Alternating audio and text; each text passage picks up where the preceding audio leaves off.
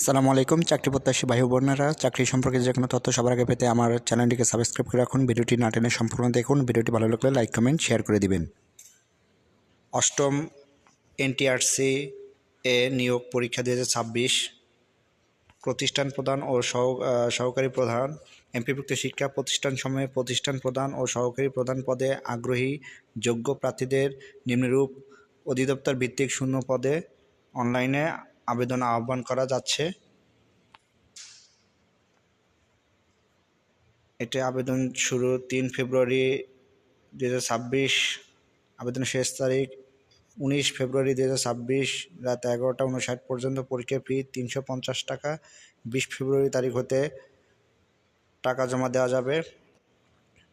নিয়োগ পরীক্ষার ধরন নম্বর বন্টন: এমসিকিউ পরীক্ষার নম্বর 80, শিক্ষাগত যোগ্যতা সনদ 12, মৌখিক পরীক্ষা 8, মোট নম্বর 100, পাস নম্বর 40%।